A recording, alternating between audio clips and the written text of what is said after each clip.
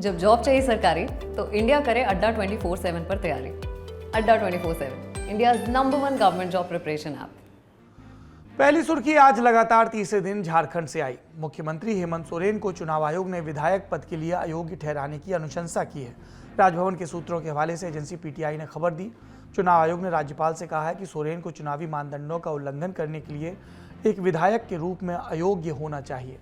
ऐसी खबरें गुरुवार से ही आ रही थी, जिसके बाद भाजपा ने मध्यावधि चुनाव का भी आह्वान कर दिया था। वहीं सोरेन की पार्टी झामुमो और सहयोगी दल भविष्य की रणनीति तैयार कर रहे हैं। चुनाव आयोग ने अपना फैसला राज्यपाल रमेश बैस के पास एक सीलबंद लिफाफे में दिया था। राज्यपाल बैस ने कहा था, मैं 2 दिनों के लिए दिल्ली के एम्स में था। राजभवन पहुंचने पर मैं इस तरह के किसी भी फैसले के बारे में बताने की स्थिति में रहूंगा। मतलब ये कि अभी आधिकारिक ऐलान होना बाकी है। लेकिन अयोग्यता की खबर की पुष्टि सीएम हेमंत सोरेन के भावुक ट्वीट भी कर रहे हैं। उन्होंने लिखा, हमारे राज्य में ऐसी कई जगह हैं जहां पहले किसी सरकार की नजरें नहीं जाती थी, न उनकी आवाज़ जाती थी। मैं ये नहीं कहता कि मेरे पास जादू की छड़ी है जिससे सब कुछ बदल दूंगा, लेकिन आपने एहसास किया होगा कि सरकार आपके द्वार के माध्यम से सभी पदाधिकारियों को आपके दरवाजे तक पहुंचाया गया। ये मामला फरवरी 2022 में शुरू होता है, जब भाजपा ने आरोप लगाया कि हेमंत सोरेन ने खनन मंत्री की हैसियत से खुद के नाम एक खदान की लीज पर इन प्रिंसिपल अप्रूवल दिया। यह अंतिम अनुमति से पहले का चरण होता है। इसके तहत रांची जिले में पत्थर की खुदाई होनी थी। मामला सामने आया तो हेमंत सोरेन ने लीज को सरेंडर भी कर दिया, लेकिन मामले ने तूल पकड़ लिया था। अब अयोग्य होने की खबरें। ऐसे में हेमंत सोरेन को सीएम पद से इस्तीफा देना होगा क्या वो विकल्प के तौर पर अपने किसी करीबी को सीएम बना सकते हैं, या फिर इस्तीफा देकर खुद सीएम बन सकते हैं, क्योंकि तब उन्हें 6 महीने के भीतर विधानसभा में चुनकर दोबारा आना होगा। लेकिन वो ऐसा करते हैं तो सवाल साख और शुचिता दोनों का उठेगा। नियमों के मुताबिक कोई व्यक्ति संवैधानिक पद पर रहते हुए लाभ का पद नहीं ले सकता। पहले भी चुनाव आयोग की तरफ से इस तरह की कार्रवाइयों का उदाहरण है। साल 2006 में सोनिया गांधी को लोकसभा के सांसद के पद से इस्तीफा देना पड़ा था। उस समय सोनिया गांधी यूपी के रायबरेली से सांसद थी और उसी दौरान वो यूपीए सरकार में राष्ट्रीय सलाहकार परिषद की अध्यक्ष बनी, जिसे लाभ का पद बताया गया। सोनिया गांधी का इस्तीफा हुआ और फिर वो उपचुनाव में दोबारा रायबरेली से चुनकर आई। उसी साल जया बच्चन पर भी लाभ के पद का मामला बन गया था। जया राज्यसभा सांसद थी। इसके साथ ही वह उत्तर प्रदेश फिल्म विकास निगम की चेयरमैन भी थी, जिसे लाभ का पद करार दिया गया था और चुनाव आयोग ने जया बच्चन को अयोग्य ठहराया था। जया बच्चन ने इस फैसले के खिलाफ सुप्रीम कोर्ट में भी अपील की थी, लेकिन राहत नहीं मिली थी और इसके चलते जया बच्चन की संसद सदस्यता तब रद्द हो गई थी। अगली सुर्खी सोनाली फोगाट से जुड़ी है। उनकी मौत से जुड़े मामले में नए खुलासे हो रहे हैं। केस बिल्कुल पलटता नजर आ रहा है। इस मामले की जांच कर रही गोवा पुलिस ने दावा किया कि सोनाली को जबरन ड्रग्स दी गई थी। आरोप है कि ड्रग्स उनके पीए सुधीर सांगवान और सुखविंदर ने दी थी। दोनों को गिरफ्तार कर लिया गया है। गोवा की डीजीपी जसपाल सिंह के अनुसार सुधीर और सुखविंदर ने कबूल किया कि उन्होंने 22 अगस्त की रात सोनाली को जबरदस्ती ड्रग्स दी, लिक्विड में मिलाकर केमिकल दिया। ड्रग्स की ओवरडोज से सोनाली की तबीयत बिगड़ी तो दोनों उन्हें वॉशरूम में ले गए। गोवा के डीजीपी ने बताया कि पुलिस को एक क्लब की सीसीटीवी फुटेज भी मिली है, जिसमें सुधीर सांगवान बोतल में सोनाली को कुछ मिलाकर पिलाता दिख रहा है। हो सकता है कि उस बोतल के लिक्विड में केमिकल हो। इसी मामले में गोवा के आईजी ओमवीर सिंह ने भी प्रेस कॉन्फ्रेंस की।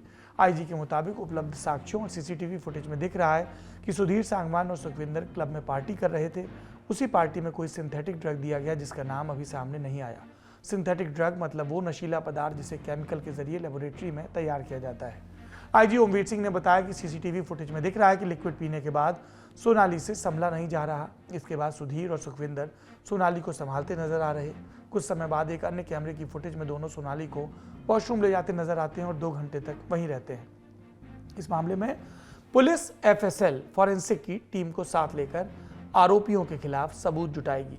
दोनों को 24 घंटे में कोर्ट में भी पेश कर दिया जाएगा। तीसरी सुर्खी जुड़ी है छात्रों के भविष्य से। सुप्रीम कोर्ट ने आज केंद्र और नेशनल मेडिकल काउंसिल को नोटिस देकर पूछा कि क्या यूक्रेन से भारत लौटे मेडिकल छात्रों को भारत में दाखिला दिया जा सकता है। ऐसे तकरीबन 20,000 छात्र हैं जो मार्च 2022 में भारत लौटने के लिए मजबूर हो गए थे, क्योंकि रूस ने यूक्रेन पर हमला कर दिया था। अब इन बच्चों के सामने भविष्य का संकट है। कुछ छात्र भारत में दाखिला न मिलने की आशंका से वापस यूक्रेन लौटने की सोच रहे हैं। न्यायालय अब इस मामले की सुनवाई 5 सितंबर को करेगा। अगली सुर्खी दिल्ली के कथित शराब घोटाले पर हो रही राजनीतिक उठापटक से आई है। बीजेपी और आम आदमी पार्टी के बीच तनातनी लगातार जारी है। डिप्टी सीएम मनीष सिसोदिया के ऊपर नई आबकारी नीति को लेकर सीबीआई जांच के बीच सीएम केजरीवाल ने आज विधानसभा का 1 दिवसीय विशेष सत्र बुलाया। सत्र शुरू होते ही दिल्ली विधानसभा के अंदर वो शब्द सुनाई पड़े जो कुछ दिनों पहले महाराष्ट्र विधानसभा के बाहर सुनाई पड़े थे। माननीय विधायक जी, ये गलत बात है, ये गलत बात है, ये गलत बात है, इसको आप वापस आइए। खोखा खोखा 20 खोखा। केजरीवाल की पार्टी के विधायकों ने ये नारे इसलिए लगाए क्योंकि उनकी पार्टी बीजेपी पर उनके विधायकों को 20 करोड़ रुपए देकर खरीदने की कोशिश करने का आरोप लगा रही है। खोखे वाले नारे के पलटवार में बीजेपी के खेमे से भी धोखा धोखा के नारे लगे। दोनों पक्षों की नारेबाजी देखते हुए सदन की कार्रवाई कुछ देर के लिए स्थगित कर दी गई। कुछ देर बाद सत्र की कार्रवाई शुरू हुई सदन की, तो केजरीवाल ने बीजेपी को घेरते हुए कहा कि आपके गुजरात चुनाव लड़ने के कारण छापेमारी हो रही, ऑपरेशन लोटस के लिए 800 करोड़ रुपए अलग रखे गए। अगर आज आपने घोषणा की कि हम गुजरात चुनाव नहीं लड़ रहे तो ये छापे तुरंत बंद हो जाएंगे। विधानसभा में मनीष सिसोदिया ने खुद के ऊपर लग रहे घोटाले के आरोपों पर भी कुछ सफाई दी, सुनिए। जब इन्होंने रेड की, रेड भी एक ऐसी एफआईआर पे जैसा मैंने कहा कि सोर्स से की हुई है, और मैं पूरा अभी एक्साइज चिल्ला रहे थे, ये शायद देश का पहला ऐसा भ्रष्टाचार का मामला उठाया जा रहा है जिसमें, और बहुत दावे के साथ कह रहा हूं, ये बहुत चला रहे हैं, सुन रहे होंगे कहीं, ये पहला ऐसा भ्रष्टाचार का मामला उठाया जा रहा है जिसमें जनता फायदे में है।